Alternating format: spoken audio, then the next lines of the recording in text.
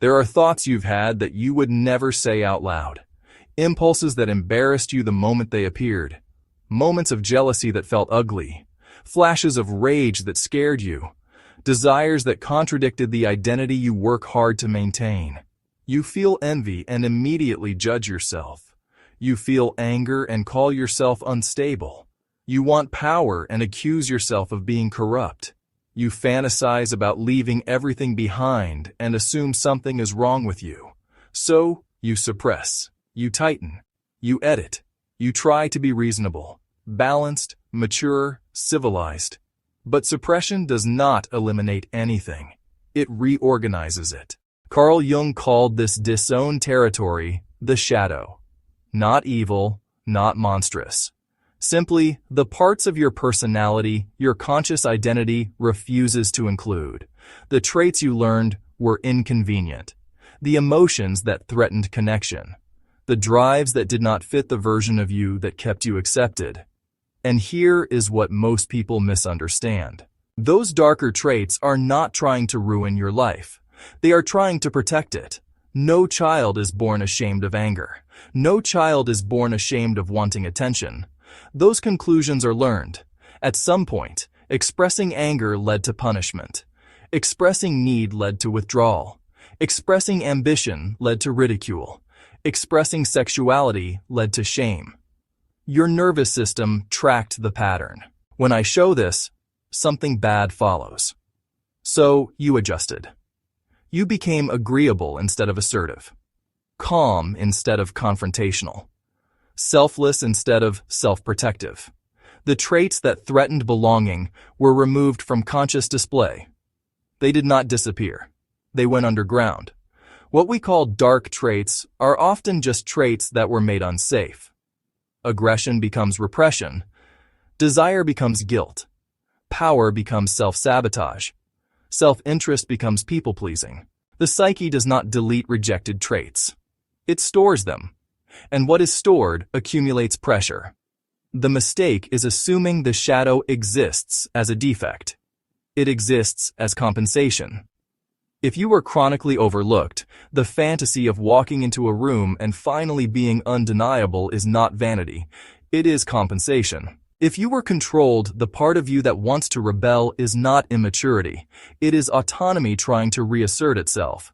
If you were emotionally neglected, the part of you that clings is not weakness. It is your system trying to secure safety. Even envy contains information. You do not envy qualities you genuinely do not value. You envy capacities you secretly want but have not permitted yourself to develop. Anger, similarly, marks violated boundaries. When you feel anger, something inside you is registering. This is not acceptable. If you suppress anger without examining it, you silence your boundary system. And when boundaries go silent, resentment grows. The shadow does not emerge randomly. It surfaces when something in your life requires integration. When you keep dating the same kind of person.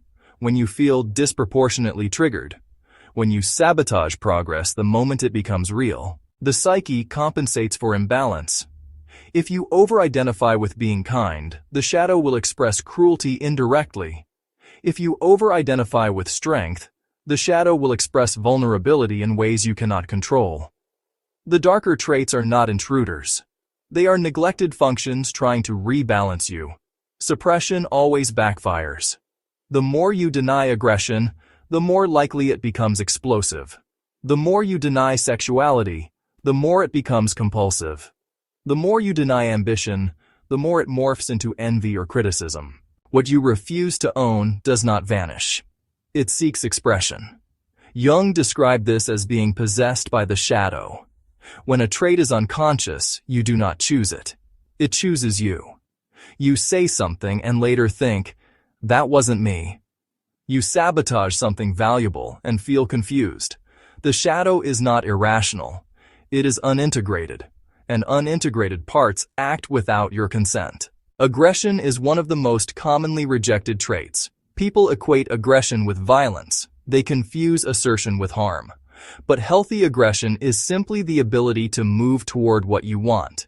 It is the capacity to say no, to occupy space, to defend your energy. Without aggression, you cannot protect boundaries, you cannot pursue goals, you cannot resist manipulation. When aggression is suppressed, it inverts.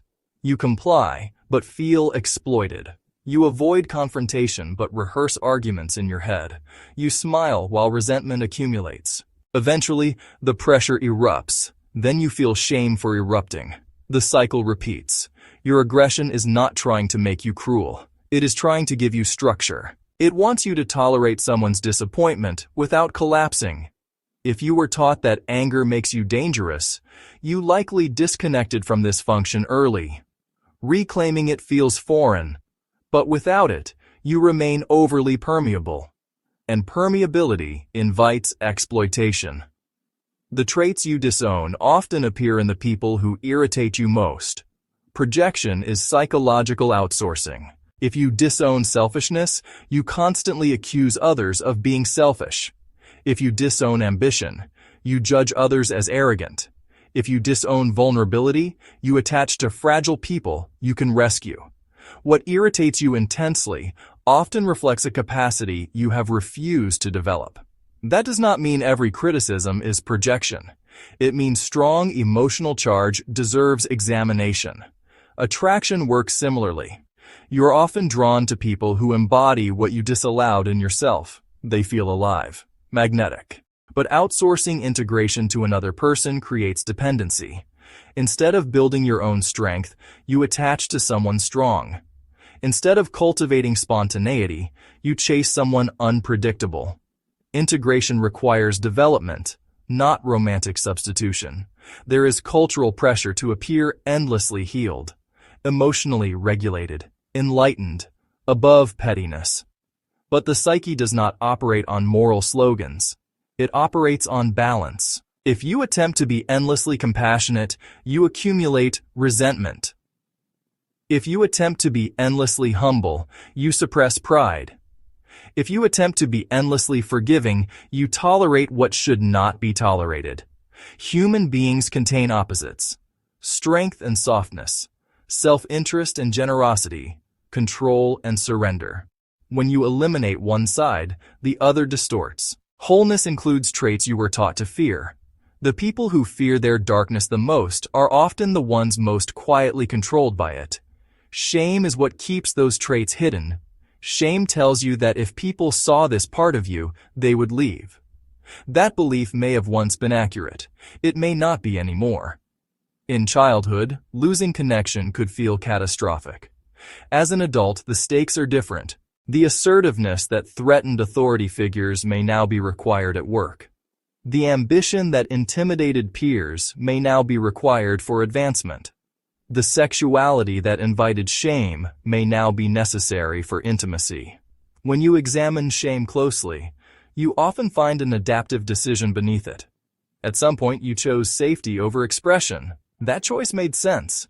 It just may not serve you now. The shadow does not announce itself politely. It shows up through intensity, overreaction, compulsion, recurring patterns, creative blocks. You procrastinate on meaningful work. You withdraw when intimacy deepens. You criticize what you secretly desire. The shadow seeks expression. If you do not integrate it consciously, it will create situations that force confrontation. Integration does not mean acting out every impulse. It means acknowledging the impulse without being ruled by it. You can feel envy without betraying a friend, feel rage without becoming violent, feel pride without becoming arrogant. Awareness increases choice. Suppression removes it. Many people fear that if they allow darker traits even slight permission, they will spiral out of control. The opposite is usually true. What is hidden controls you. What is acknowledged becomes usable. Much of your creativity lives in the shadow. Originality begins as social friction. If you suppress what challenges norms, you suppress potential. People who heavily suppress their shadow often feel flat, safe, but uninspired. Reclaiming darker traits restores vitality. Energy once used for repression becomes available for growth. Psychological maturity is not the absence of dark impulses. It is the capacity to relate to them consciously. You can feel rage and choose restraint. Feel desire and choose discipline. Feel pride and choose humility. The difference between possession and integration is awareness. If you want to identify shadow material, begin with honest observation. What traits provoke disproportionate irritation? Where do you feel envy? What compliments make you uncomfortable? What aspects of your personality feel off-limits? When intensity appears, ask what function it might be serving. Anger may be defending dignity. Envy may be signaling ambition. Withdrawal may be protecting vulnerability. Curiosity reduces shame. Shame reinforces repression. If you continue suppressing darker traits, you risk fragmentation. Externally stable, internally divided. Division produces anxiety, resentment accumulates. Intimacy becomes shallow because large portions of you remain hidden. The traits you fear often contain the energy required for development. Compassion without boundaries becomes self-abandonment. Strength without vulnerability becomes rigidity. Humility without confidence becomes invisibility. The psyche seeks equilibrium. When you deny one pole, the other distorts. As you integrate shadow material, subtle changes occur. You speak more directly. You tolerate disagreement. You pursue goals without constant guilt. You judge others less harshly because you recognize similar capacities in yourself. You are not divided because you are defective. You are divided because division once kept you safe. But adaptation is not identity. You are not required to remain the person who survived your early environment. The darker parts of you are not asking for dominance. They are asking for acknowledgement. When you refuse them entirely, they attempt takeover. When you include them consciously, they become allies. Your anger becomes clarity. Your envy becomes ambition. Your pride becomes confidence. Your desire becomes vitality. The work is not about erasing darkness. It is about integrating it. Because what you refuse to see will keep deciding for you. And what you choose to see, you can finally direct. That is integration. And integration is psychological freedom.